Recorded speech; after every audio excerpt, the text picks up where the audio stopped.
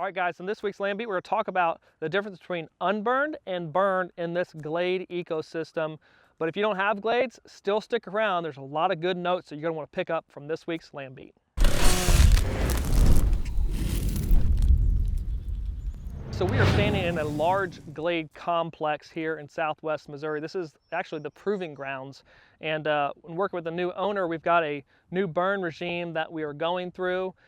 Different time frames of burning, like growing season, dormant season.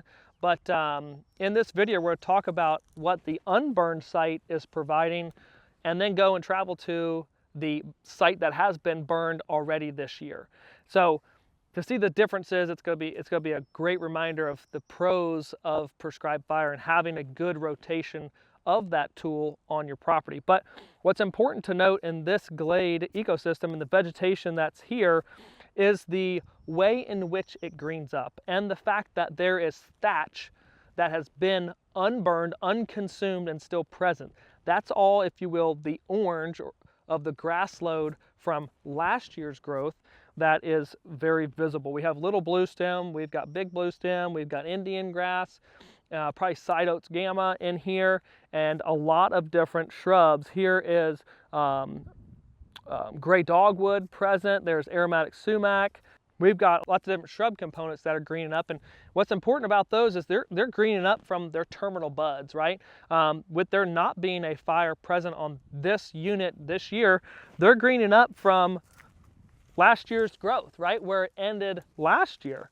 And so we've got new leaves. We actually got the start of blooms coming on right here in this dogwood species, and it's taken its growth in the 2.5–3 foot level and leafed out from there, whereas in the burn unit you're going to see that new growth coming from the base. So right there we've got a structural difference and a forage difference in value of forage coming back from just the shrub communities.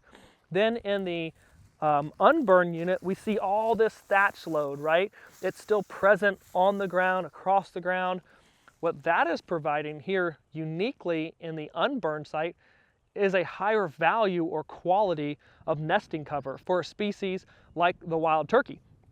So we need to have some units that are unburned to have that and carry over that thatch load into this year's nesting season as we are approaching that very rapidly the time of filming. So we've got a lot of structure value of new forbs coming back in with the shrubs and the thatch load of the native grasses.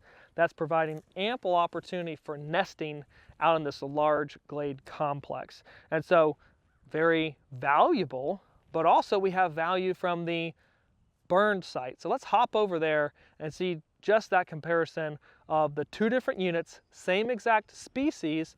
Now we have different rates of green up, different opportunities that each one is going to provide value throughout this year's growing season, specifically for quail, turkey, and deer, as there's a gobbler gobbling in the background right now as we shoot this. All right, guys, we just came from the site that had not been burned, another glade on this property, and now we're kneeling in a unit that had been burned about 2 to 3 weeks ago in very late May to beginning of April. And what's really important to look at is obviously the thatch is removed and gone. It was consumed during the fire itself, but now we've got a great flush of new vegetation. I say new vegetation, it can be from old root systems, kind of like this winged elm right here, and like many of your perennial native grasses and the perennial broadleaf plants, but some of these are new seedlings popping up as well.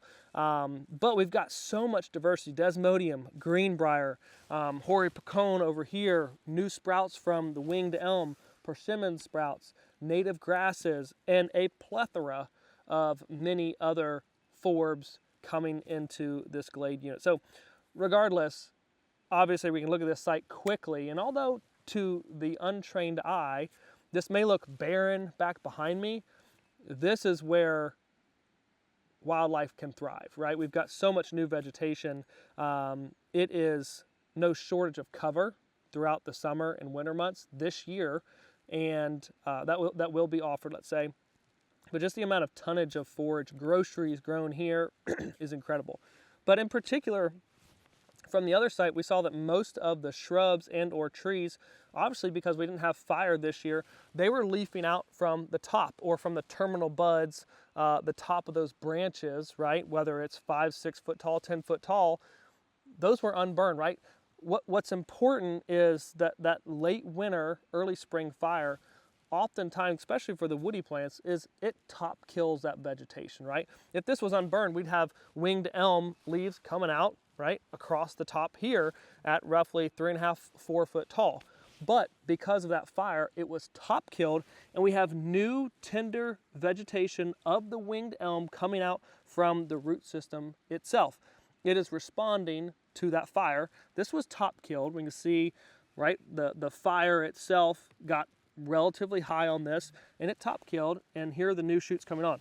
Essentially what happened is the fire itself has caused a mineral stump, right? As if we were in the timber doing TSI and we flush cut some stumps, and we have new regeneration coming out of those stumps and from those root systems, right? That same value of a mineral stump can be accomplished through the uses of prescribed fire. That's why ultimately prescribed fire is that massive reset button that you always have to hit. If not, you continue to get this growth, then this growth, and then this growth up and beyond. So you have to have a diversity of burn intervals across a farm, right? We have in this property itself probably 7 to 10 different big glade units. Was all the glades burned this year? Of course not. We have different rotations and that are alternating, so we have the value that you see all through here across 2 to 3 of the glade systems each and every year. Most of these glades are burned right on a 3-year type rotation, and we're going to probably intermix in some growing season fires as well.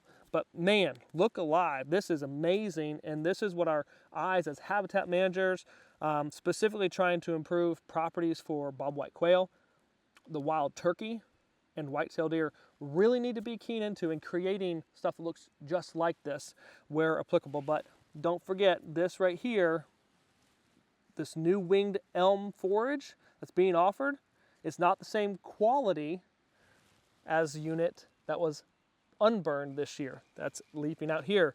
This is essentially providing a mineral stump. It's trying to balance out nutrients from stored in the root system to what's offered above ground.